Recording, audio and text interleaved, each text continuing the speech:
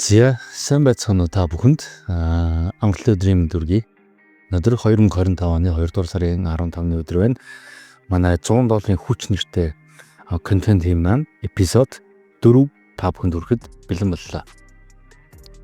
За ингээд өнгөрсөн 7 хоногт ерөнхийдөө алтан дээр төлхөө арилжаа хийсэн байж байгаа. За тэгээд all time high-ыг дахин шинжилсэн. За тэгээд өнгөрсөн 7 хоногийн хувьд ямар ч байсан депозит хийсэн $100 1x буюу нэг даблдсан $100 дээр $100 шиг хийсэн байж байгаа. За тэгээд ямарсан өнгөрсөн 7 хоног арилжаа бол дайггүй сайхан явсан. 3 хүртэл арилжаа хийгээд нэг даблдчаад 100% шиг хийчээд тэгээд за энэ л та болоо гэж үзээд юу яасан байж байгаа. Амарсан байгаа. За тэгээд дахиад нэг зүйлийг хэлэхэд өнгөрсөн 7 хоногт giveaway азтан болсон манай азтан маань бид нартай Telegram цугаараа холбогдоогүй. Тийм учраас өнгөрсөн 7 хоногийн giveaway дэх $15-ыг энэ 7 хоногийн ашигын 50% болох $50 дээр нэмээд нийтдээ $65-ыг юу яах нэ? Азтнаа шалгаруулад $65-ыг өгөх нэ. $15 нь өнгөрсөн 7 хоногийн азтан маань юу giveaway аваагүй учраас тэгээд $50 нь ёндоо болгоод ашигын 50% буюу $50 өгөх нэ. За ингээд одоо энэ контент маань өөрөө 3 шаттай явж байгаа те та бүхэн мэдж байгаа. За эхнийх нь өнгөрсөн 7 хоногийнхаа арилжааны талаар ингээд ярьчаад дараа нь азтнаа тодруулаад тэгээд 3 дугаарт эх 7 хоногийн таамаглалыг дэвшүүлэх маягтай гэж явж байгаа. За ямар ч хэлсэн энэ 7 хоногийн $50-ын ашигын хуваалт $50. За тэгээд өнгөрсөн 7 хоногийн аваагүй хүний $15. Нийтдээ $65-ын азтныг бүгдээрээ шалгаруулцгаая одоо. За энэ 3 дахь юу маань энэ ч ингэ байж байгаа. Камерын цагаар авцсан уу? За sorry төрөж байгаарай. За ингэ өнгөрсөн 7 хоногийн бичлэгнээс линк аваад азтнаа тодруулчихъя. Өнгөрсөн 7 хоногийн $100 хүч эпизод 3 дээр нийтдээ 161 лайк дагдаж 236 хүн комент бичсэн байна. За тэгээд 236 хүн комент бичсэн. Ер нь бол дараагийн эпизод дээр юунууд дээр цурлууд дээр маань одоо энэ комент бичиж байгаа хүмүүс маань заавал лайк дарах хэрэгтэй шүү. Лайк дарах хэрэгтэй. Тэгээд хэрвээ subscribe дараагүй манаас хүүг үзчихвэл заавал subscribe дарах хэрэгтэй шүү заяа. За. Энэчнээс азтнаа тодруулнаа. YouTube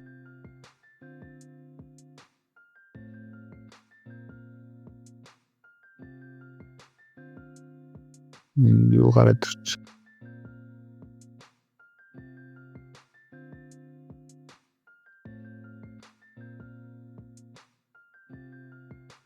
За roughly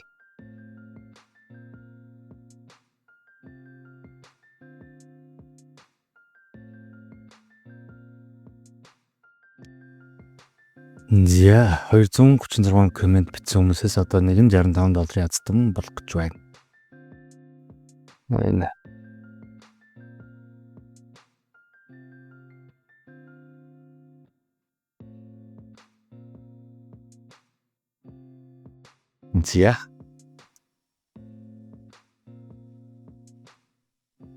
За winners буюу нэг азтан шалгарна.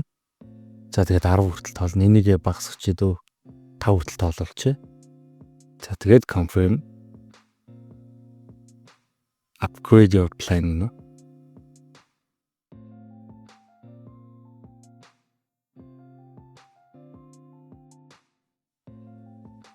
За 10 хүртэл тоолчдөө.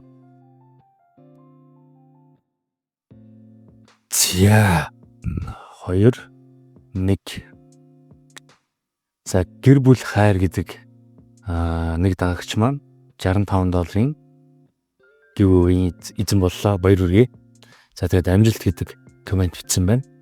За энэ гэр бүл хайр гэдэг ID-тай YouTube хэрэглэгч маань Telegram-аар над руу холбогдоод энэ $65-ын giveaway аваарай. За одоо хэдүүлээ. Юунд аваарай. Өнгөрсөн 7 хоногийн арилжааны хэрхэн яаж арилжаа явагдсан бэ гэдэг дээр ярилцаа хэдүүлээ. За ямар ч гэсэн ингээд 2 сарын 7-нд $100 цэнгэлсэн энэ яг энэ доотлын result дээр нь болохоор $38 харагдаж байгаа гэсэн тэрний өмнө энэ нөгөө өмнөх $100 алдагдлууд ингэж харагдаж байгаа учраас ингэж 38 51 гэж харагдаж байгаа. Яг $100 ашиг хийгээд $200 баланстай болчингуудлаа энэ withdraw буюу $50 татсан байж байгаа. За энэ дээр ямар арилж ийсэн бэ гэхээр за дийлийнх нь юун дээр алтан дээр арилж ийсэн. За өнгөрсөн 7 хоногт ерөөхдөө иймэрхүү юм яригдчихсэн хэдүүлээд. Nasdaq дээр за эх 7 хоногт ерөөхдөө сэлдэх юм байна да гэсэн таамаглалтай байсан боловч яг тэр юм маань яваагүй. Учираас Nasdaq дээр ерөөхдөө оролтуудыг би хийгээгүй. Яг миний нөгөө баталгаажалттай оролтууд хийгдэх тэр юунууд маань confirmation буюу баталгаажлтууд маань ерөөсөө орж ирэхгүй байсан учраас өнгөрсөн 7 хоногт Nasdaq дээр бол ер нь арилжаа хийгээгүй.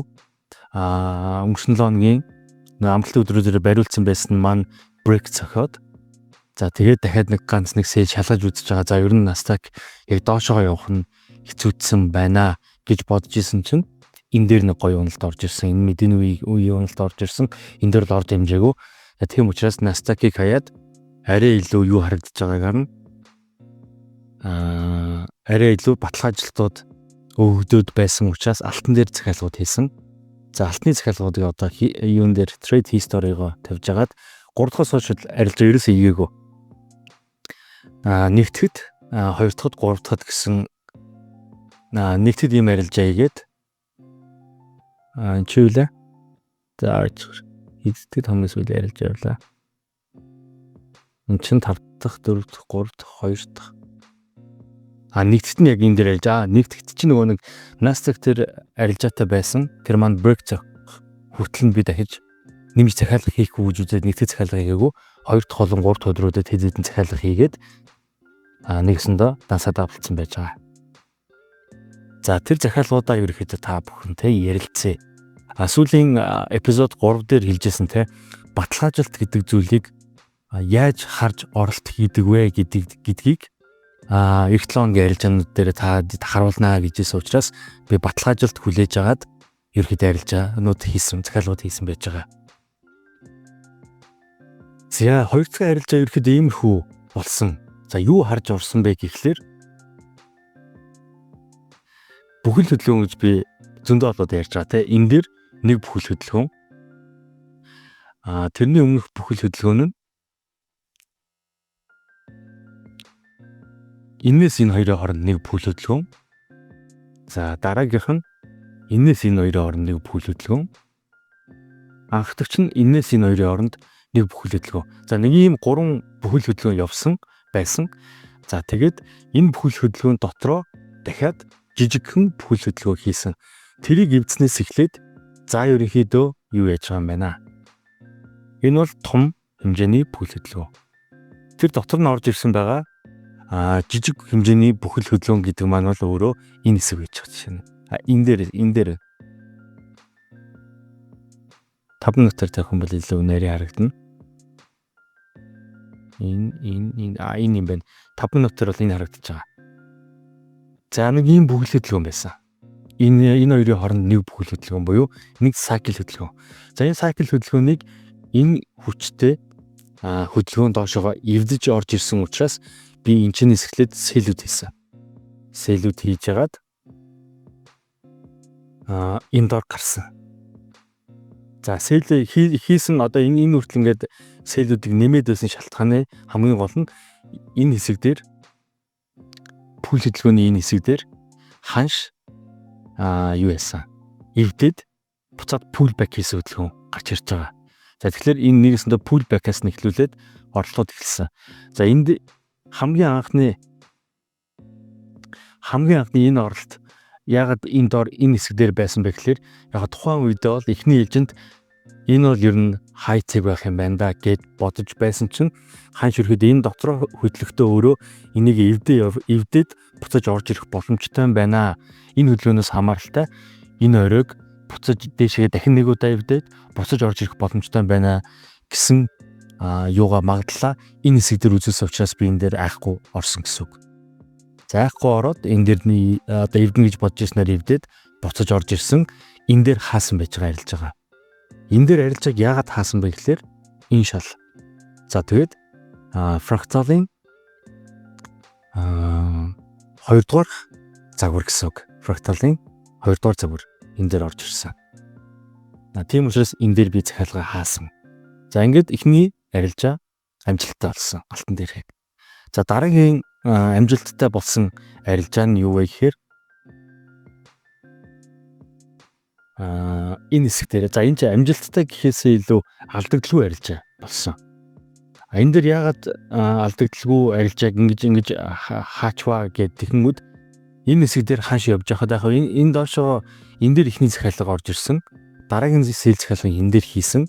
За тэгээд доошоо орж ирэхэд хөрх ашигтай явж байгаад буцаад гараад ирвэл энэ дээр дундажлаад доотлын захиалга багахан алдагдaltaй, дээдлийн захиалга багахан ашигтай дундажлаад би нойлоод гаргасан. За тэгээд яг энэ үед энэ хөдөлгөөн явах юм байна гэдэг мессеж өөрөө өгөөд эхэлсэн. Тийм учраас за окей, дээшээгээ жоох явах юм байна. Тийм учраас би хаах хэрэгтэй юм байна гэд хаасан. За энэ бол за алдагдaltaгүй харсан гэхлээр баг ашигтай арилжаа гэсэн үг. За энэ хэсэг дээр би бай ороод энэ дээр гарсан. Ерөнхийдөө баг ёроол бариад баядаад орой бариад нэг бай захиалга хаасан гэсэн үг. За энэ дээр бол ямар ч гэсэн иймэрхүү байдлаар би хараад энэ дээрээс би баядаад энэ дээр хаасан. За яагаад вэ гэхээр энэ өмнөөс ирж байгаа энэ хөдөлгөөнийг за энэ дээр шилжүүлэгч маягтай хөдөлгөөн явчихсан. Одоо нэгсэндээ бүсийг шилжүүлж байгаа маягтай хөдөлгөөн явсан учраас тэрнээс өмнөх энэ хэмжээ за ерөөхдөө орж ирээд хөдөлгөөнийг дуусгах боломжтой байна да гэдэг утгаараа харж исэн. За тэгээд энэ чэнэс харж аваад юу ашиглаад энэ өмнөх лов руу төхөөд ирэнгүүт окей. За энэ чэнэс би баядах хэрэгтэй байна гэд баядсан. Энэ дээр хөрх ашигтай гарсан. За дараагийнх нь энэ дээр гарчаад энийг нэг бүхэл хөдөлгөөн явцсан байгаа юм чинь энэ засварын хөдөлгөөн байх боломжтой гэж үзэж нэг шалгалт хийсэн. За шалгалт хийгээд яагаад би энэ дээр хаасан бэ гэхээр шалгалт хийсэн энэ оролтоос хойш ханш дээш явахдаа өмнөх энийг энэ хаяыг эвдэж чадахгүйсэн.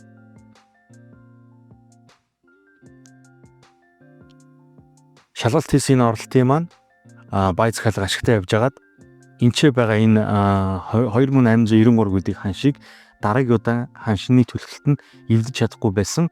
Тэгэд мөн адил надад одоо эргэлдсэн зүйл нь юу байсан бэ гэхээр энэ хэсгийн хөдөлгөөнийг өөрөө энэ жижигхэн бүсийг шилжүүлсэн байх боломжтой учраас дахиад энэ доошоо явах нэ гэдгийг ойлгосон мөчтөө шууд хаасан гэсэн үг. Энэ бас жижиг ашигтай хаасан. За тэгээд явангуутал нь энэ ч орж ирсэн байгаа энэ хөдөлгөөний энэ бүсийн хөдөлгөөн энэ дээрээс хойш ингээд давтагдаад дотроо жоохон суналтайгаар ийм хэмжээний ингээд энэ хэсгийг энэ дээр шилжүүлээд энэ дээр явсан учраас би энэ дээр дахиж бай шалгасан. Бай шалгаад за окей. Иннээс доошоо ороод ирэх юм бол төр бай захиалга юу яахгүй юм байна. Хийх болоогүй юм байна гэдэг тийм юу хар авсан. За тийм учраас энэ дээр орсон бай захиалга маань энэ дээр явж хахад хаагаад за одоохондоо баяд болоогүй байна. Гэхдээ сэлдэх мөч бол биш байна гэж үзсэн учраас энэ дээр захиалга алдагдaltaа нь хаагаад хүлээсэн гэсэн үг. За хүлээж яхад энэ дээр мэдээний үеэр түрүүний нэг Nasdaq-ийн нэг огцон явсан мэдээ ирсэн шүү дээ, тэ. Тэр чинь 3-ын ямар мэдээ байлаа? CPI мэдээ байсан баха. Тэг санагдаж байна. Долларын CPI мэдээ байсан тэрүүгээр энэ хөдөлгөөн орж ирээд тэгээ буцаад гараад ирэхдээ өөрөө энэ бүсээ эвдээд лааны хувьд харах юм бол томруулсан цагийн лааны хувьд харах юм бол маш төгс нөхцөл бүрдсэн байсан энэ хэсэг дээр дээшээгээ явах нь найдвартай баталгаатай байна гэсэн ийм юу сетап буюу арилжааны нөхцөл бүрдсэн байсан. Энийг бол яг Kylab-ээр бас өөрсдийнхөө нөгөө Discord групп дээрээ арилжаа хамт хийдэг биднээс одоо Kylab-ээр суралцсан сурагчдаа энэ сигналыг бол өгсөн. Энэ арилжааг группийнхэнтэйгээ хамтарч байгаа манайхан бүгд гоё ашиг хийгээд гарсан. За энэ дээрээс энэ бол баталгаажилт хийгдсэн оролт. Баталгаажилт хийгдээд энэ дээр бай оролт хийгээд энэ дээр яг TP бол энэ дээрсэн. TP-гээ зохихоос өмнө за хаачидаа гэд хаасан. Угаасаа энэ дээрээс ороод энэ дээрээс гарахад данс яг нэг нуурт харж байсан учраас за одоо энэ лангтай хангалттай дөө гэж үзээд гарсан байж байгаа. За өнгөрсөн 7 хоногт иймэрхүү ашигтай аюулжаанд хэлсэн. Тэгэхээр ерөнхийдөө өнгөрсөн 7 хоногийн арилжаа 1 2 3 4 5 6 арилжаа хийснээс нэг алдагдaltaй арилжаа 5 ашигтай арилжаа хийсэн байна. Баталгаа ажилтнуудыг харж агаад арилжаа хийсэн байна. За иймэрхүү байна. Баталгаа ажилт хүлээж агаад арилжаа хийх маань ийм давуу талтай гэсэн үг. Тэрний өмнөх эпизодууд дээр би нөгөө хэлжсэнтэй алдаанууд юу ямар алдаанууд гардаг вэ гэхлээр нэгдүгürt бүсийг одоо сэтэрснийг баталгаа тестрээгүй байхад нь сэтэрсэн гэж худлаа таних. Хоёрдугаард бас нөгөө юг ярьжсэн те баталгаа ажилт үүсээгүй байхад баталгаа ажилт үүснэ гэж урьдчилж өөрөө ямар нэгэн чиглэл ч юм уу ямар нэгэн сетапыг санаанаасаа зохиож ингэж нэг таамаглаж бүрдүүлэнгүүт тэр нь бүрдээгүй байхад бүрднэ гэж бодно гэдэг маань өөр арилжааг алдаг тухай нэг ийм хоёр алдааны тухай маш сайн та бүхэн тайлбарлаж өгсөн. Тэр хоёр алдаагаа гаргахгүй эпизод 4 дээр ашигтай уулзнаа гэж таадад ми хэлсэн. Яг тэр үгээрээ яг баталгаа ажилтаа хүлээгээд зөв удирлуудаа хүлээгээд орсон оролт маань 6 оролтоос 1 алдагдaltaй арилжаа 5 ашигтай арилжаа хийсэн байна. За ингээд ямар ч байсан хэдүүлээ чинь юугаа giveaway авах хацтнаа тодруулчихсан. Одоо эх 7 хоногт ерөөдөө ямар хөө байх магадaltaй вэ гэдэг таамаглалуудаа хэдүүлээ ярилцъя те. За окей. За trading view руу орчээ. За ямар ч байсан гэр бүл хайр гэдэг ID-тэй YouTube хэрэглэгч маань Telegram-аар Max Trader Mongolia гэдэг ID-тэй Telegram хаягаар надтай холбогдоод giveaway $65 giveaway надаас аваарай. За энийг хаачээ. За Nasdaq-аас эхлэе. За Nasdaq юу нь юу болж хувирсан бэ гэхлээр энэ баг ч ер нь all time high дахиад тестлсэн. Гэхдээ энэ одоохондоо бол buy choose sell choose нөхцөл байдал руу орчихсон байж байгаа Nasdaq алтак гэж. За энэ чинээс яг хуу fresh touch гэдэг юу вэ? Арилжаан дээр нэршил байдаг. Ямар нэгэн шал тааз, том хэмжээний шал тааз дээр ханш за энийг юу ячээ. Ингээд энэ бол тааз шүү. Энэ бол шал. За fresh touch гэдэг маань юу гэхээр шинэхэн хүрэлт гэсэн англи утгатай үг. Ханш нь яадаг вэ гэхээр ямар нэгэн хөдөлгөөн хийж явж байгаад энэ дээр очиод нэг удаадаа touch хийсэн цогцсон. Энэ бол нөгөө high zig гэсэн үг. Энийг бол цогсон тооцохгүй. За дараагийн удаа touch буюу хүрэлт маань үүсдэг. За ханш ингэ явж байгаад эхний удаа fresh touch хийхэд ханш ямар нэгэн байдлаар retrace аваад буюу буцалт авдаг. Яг ийм үеуд дээр. Тэгээд хичнээн ингэж fresh touch хийгээд буцалт авч байгаа ч гэсэн энэ маань ханшиг тэр чигээр нь доошоо явуулна гэсэн үг биш. Зүгээр энэ дээр яг зөв шалгалтууд явагддаг, fresh touch шалгалтууд. За ханш доошоо явсан ч гэсэн чиглэл хэрэг дээшээ байгаа тохиолдолд энийг стрэ гарчдаг. Яг fresh touch-ийн арилжаа гээд ийм үеуд дээр зүрхний цогт нь шалгаж ороод доошоо явах нөхцөл бүрдэхгүй гэдгийг харж иж хаад ийм арилжааны төрөл байдаг. Энэ дээр бол яг Nasdaq дээр сая 5 өдөр дээшээгээ өсөөд fresh touch бол хийсэн. Fresh touch хийсэн. Гэхдээ энэ маань хол доошоо одоо унаа шүү гэдэг баталгаа бол биш. Зүгээр энэ дээр бол яг юу хийж болно. Fresh touch маань өөрөө хідэн цагийнхаа чартн дээр үүсч байгаагаа шалтгаалаад тухайн цагийн лааны хаалт амар чухал байдаг. Тухайн цагийн лааны хаалт маань fresh touch хийгдсэн яг тэр нөгөө алтан цэгээсээ дээшээгээ дахиж гарахгүйгээр тэнчнээс яг fresh touch хийгээд доошоогоо одоо энэ тохиолдолд энэ дээр fresh touch хийсэн одоо энэ 4 цагийн лаа доошоо улаарад улаан өнгөтэй буюу нөгөө нэг bearish бавгалаа bearish улаан өнгөтэй лаа ч уналтын лаа close хийгдэх юм бол энэ захиалга бариад доошоо хэр ямар хүү байдлаар уналт хийх нь баталгаа ажилтуудаа хүлээж болдог. Үгүй бол энэ дээр First touch анхны хүрэлтэн дээр нь цахилгаан нээчээд ханш тухайн цагийн лаа маань өөрөө дээдлээ гараад close хийчих юм бол энийг заавал шууд хаах хэрэгтэй. Тэгэхгүй бол энэ first touch-ийн арилжаанд гаргаад идэг бас нэг алдаа нь бол юу байдаг? Лаа дээр нь энэ first touch-ийн бүс одоо энэ цэг дээр лаа очиж цогчоод захиалга хийцэн байгаа. За энэ тохиолдолд бол sell захиалга хийцэн байгаа боловч дээшээ тухайн chart-ийн чин цагийн лаа дээшээ гараад илүү гараад хаагдчихад хахад за энэ fake out ч юм уу хоорм стелт дээшээ эсвэл liquidity хамлалт явах гэдэг байна гэж хитрхи урдчилж таамагласныхаа үндсэн дээр first touch-ийг арилж байгаа хаахгүй байсараад айгүй том алдагл хүлээх тийм магадлалуудыг үүсгэдэг учраас юу яж явах хэвээр. First touch-ийг хийсэн бол ороод тухайн цагийн халааг хаалтан хүлээж агаад хэрвээ дээшлэлт нь гараад хаагдчих юм бол close алдагдaltaй ч хамаагүй close хийгээд хэрвээ доотлолтоо байгаад хаагдах юм бол break even зүүж агаад доошоо бүлгээд sell талын арилжааны setup-ууд буюу нөхцөл бүрдэлтүүд нь хэр явах нь гэдгийг харж иж арилжаага үргэлжлүүлдэг ийм шүү. За энэ дээр бол яг хөө зүгээр яг би та бүхэнд first touch-ын талаар ярьсан байх гэхээр нэг ийм их арилжаа хийж болдог. Тэгэхээр энэ дээр ямар нэгэн байдлаар орцсон байх юм бол энэ 4 цагийн лааны хаалтыг хүлээх ёстой байсан байх нэ. За энэ эсрэг тохиолдолд бол бас адилхан шүү дээ. Ханш ингэж унж явж байгаад энэ дээр нэг ханш хийцэн тэгээ явж байгаа дахиад энэ дээр first touch хийсэн тохиолдолд энэ дээр зүгээр шалгалт юм. Энэ бол яг ингээд нөгөө банк хийгээд ингээд магадлал өндөртэй арилжааны төрөл бол биш. Зүгээр шалгалт хийдэг. За тэгээ дээшээ явчих юм бол энийг харин дахиад нэмээд араас нь stop loss ороод цохоод хөөгөөд гэж явж болдог. За тэгэхээр Nasdaq Capital all time high-ыг ерөөхдөө юу яцсан байж байгаа? Шалгацсан байж байгаа. За түрүүлээгээрээ би энэ дээр энийг яваад гэж шүү. 15 минутлаад минь яахгүй л шалгахгүй л. Бид болсон байна. Бид минь төлсөн. За дүрс салахаас. Нөгөө эдитлэгтэй амар хэлбэрээр бодоодсч. За Nasdaq Capital за нэг иймэрхүү юм болжээ гэж. Тэгэхээр Nasdaq дээр одоо яг захиалга хийхэд бол айгүй эрсдэлтэй нөхцөл байдал байгаа. All time high шалгацсан.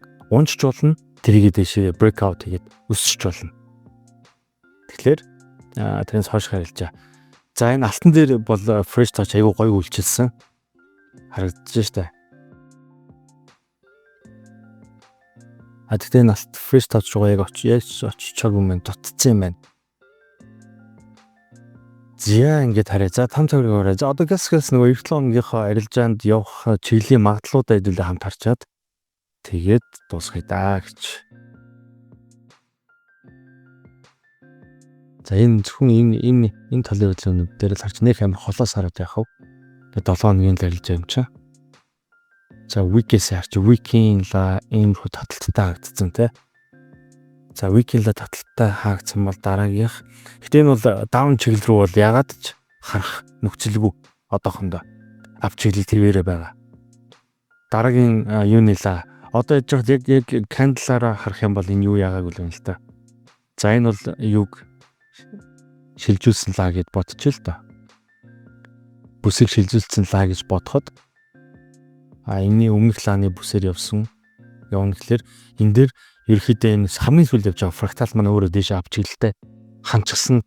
Тэгээд тэнцээсээр retrace аваад буцаад даун чиглэлтэй унж байгаа учраас weekly-гийн дараа 7 хоногийн weekly-гийн лаг бол за ер нь баг ногоон байх магадaltaй гэж үзэж болно. гэж үзэх магадaltaй. Юу арай өндөр. За тэгээд daily-гийн энийг ингэсэн. За daily маань яах вэ гэхээр бүтэн cycle хөдөлгөөнийг доошогоо эвдэж буюу 2882 гэдэг ханшийг доошогоо эвдснээс хойш даун чиглэлд харах боломж үүснэ.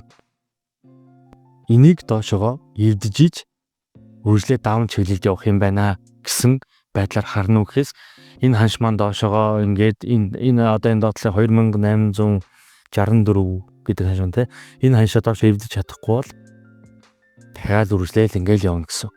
Ийм одоо simple хамгийн энгийн байдлаар харахад ийм харагдаж байна. За яг лааны хувьд бол өмнөх энэ ногоон лагаа нэвдэж хаагдсан ч гэсэн гол нь эн чинь өөрөө нэг бүхэл хөдөлгөөн явж байгаа учраас Иймэрхүү байдалтай харагдаж байна гэж иймэрхүү байдалтай энэ чинс гисэн ингэж явсан дараа нь ингэж явсан бүр юу нь бол энэ юм байна. Бүр чиглэлийг даун чиглэл рүү эргүүлэх боломжтой зон бол 2800 за 40-оос 2830 нэг нь $10 зэрэг 2830-аас 2840-ыг доошоогоо эвдэж бүр баталгаажиж эхэлнэ. Доошоо чиглэл ер нь жоохон явах гэдэг шүү. Саяны all time high нэг хэсэг эвдэхгүй нэ гэдэг тийм магадлал руу үснэ. Бусдаар бол ерөнхийдөө энэ чинээ одоо эх 7 хоногт баг энэ зон хавцаана 2800 2930 2940 гэдэг ханшаас 2940-оос 2840 гэдэг ханшны $100 рейнжид ерөнхийдөө эх 7 хоногт ингээд яваад байх боломжтой харагдаж байна. Алтвал. За, Nasdaq бол энэ одоо all time high эвдэх нү эсвэл first touch дээр доош унах нү гэдгээ бас эх 7 хоногт харж хийхээр минь одоо шууд өвдсөн байдлаар таамаглал дэвшүүлэхэд бол төвхтэй болсон байна. За, AUD бол за нөгөө нэг юм дээр явж байгаа. За эн чинь баг шилжүүлсэн юм болцсон юм шүү. Тийм байна. Энэ жижиг бүсээ шилжүүлсэн байна. Дөнгөж жижиг байдлаар шилжүүлсэн. Зөвхөн энэ хэсгийг дээшээ breakout хийчихсэн байгаа учраас юу маань арилжааны хувьд иймэрхүү байдалтай явах боломжийг үүсгэсэн байна.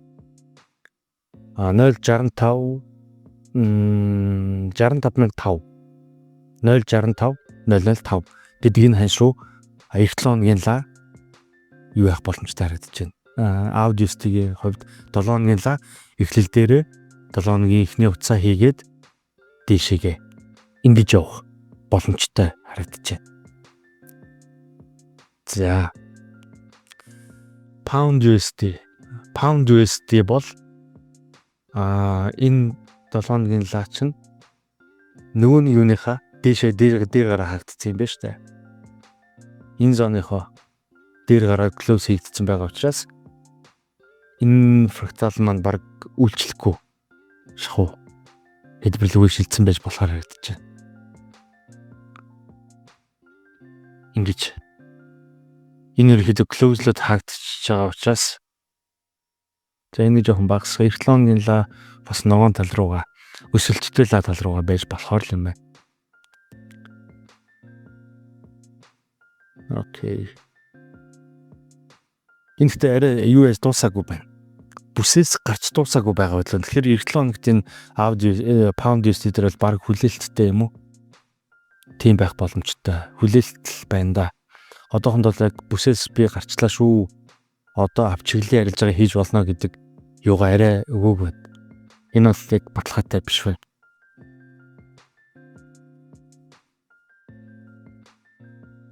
Энэ тийм байна. Яг баталгаатай гэж хэлээд. За яг баг цаг руу харах юм бол pullback хийж байгаа үзэгдэл маягтай.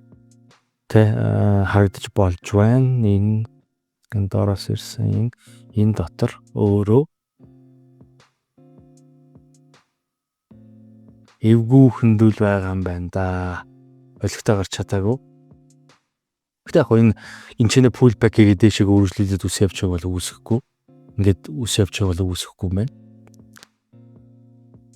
За энэ чинь долларын индекс чинь гэсэн байгаа юм байна шүү дээ. За энэ тэгвэл нөгөө нэг заваардаг бүсээсээ гарчихсан байгаа юм чинь. За ер нь энэ маань өөрөө ингэж байгаа энэ чинь nice юм үзүүлсэн байгаа юм байна шүү дээ. Яг энэ чинээс харах юм бол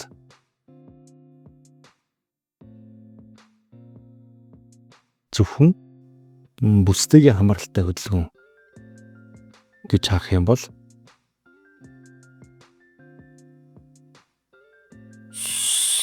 окей энтэй хамааралтай зөвхөн энтэй хамааралтай хөдөлгөөн явсан байж болохоор шүү. Тэгэхээр долларын индекс ер нь уналттай тал руугаа байж болох юм биш үү? Долларын индекс ер нь уналттай тал руугаа байж болохоор байгаа юм 1 хоног ч гэсэн. 7 өдрийн дараагийн 7 өдрийн дахиад бэршла буюу бав байлаа. Алгадуулдаг. Эсвэл далчитлаа алгадуулдаг лаач гарч магадгүй юм байна. За нэг иймэрхүү байна. За биткойны хувьд BTC-ийн хувьд нөгөө нэг бүс дотроо л нөгөө шажилна, самжин сажилна. Энэ бүс дотроо яваад байгаа. Ерөөсөө энэ рейнж дотроо. Рейнж улам яг энэ рейнж маань багассан талдаа харагдаж байна те. Жохон рейнж багасчих.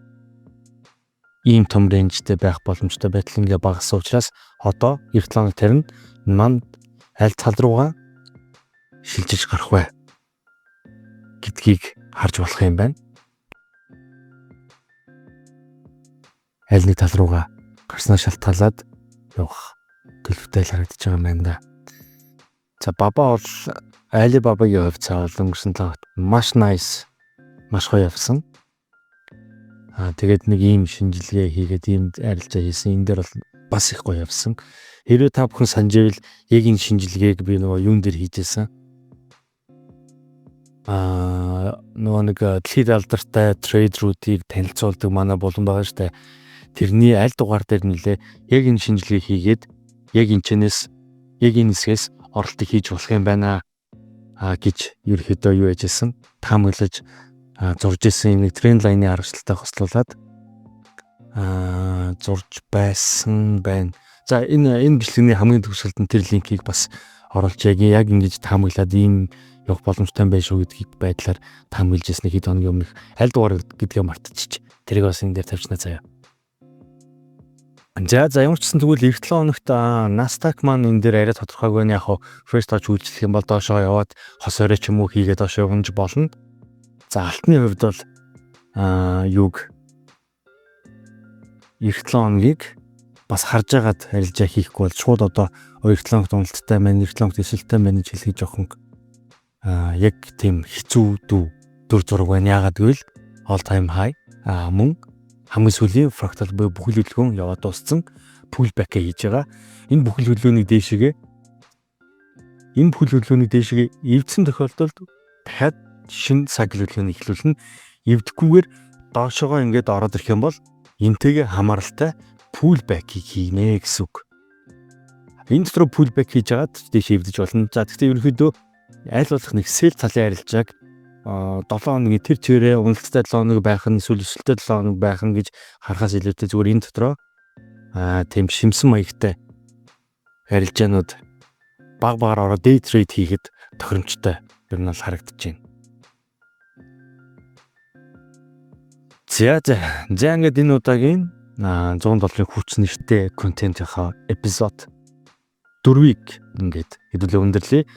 Өнгөрсөн 7 хоногийнхаа арилжаа хийсэн, яаж баталгаа ажилт хийсэн гэдэг шалтгаанаа ярьсан. Giveaway авах хацнаа тодруулсан. Тэгээд 7 хоногийн ерөөхдөө байх магадлалуудыг ярьчлаа. За ингээд та бүхэн тагээ 7 хоног дахиад ашигтай амжилттай арилжаа хийгээд ирээд уулзахыг одоо ерөөе. Тэгээд дахиад 7 хоногийн giveaway хэд байгааг мэдгүй. Магадгүй данс дахиад даблдагдсан байл нэг 150, 300 150 нэг 75 долларын giveaway авах нь те. Тэгээд ийм 7 хоногийн 65 долларын giveaway-г тодорхой эзэн маань холбогдохгүй байвал дараагийн 7 хоногийн giveaway-тэй нэмэгдээд авах боломжтой болох нь те. Ерөнхийдөө иймэрхүү зарчмаар явах юм шүү. За тэгээд энэ 100 долларын хүч нэртэй контент Our Trade Brokering компани Real Dance дээр хийж та бүхэнд хүргэж байгаа. Одоо яг энэ манай бичлэгний хамгийн сүүлийн хэсэг дээр нь данс нэх холбоосыг хэрхэн данс нэх вэ гэдэг заавар бичлэгийг бас байрлуулчихна. Та бүхэн ороод дансаа нэгээд одоо хамт арилжаа хийгээрэй. За ингээд 7 хоногны арилжаанд амжилт хүсье.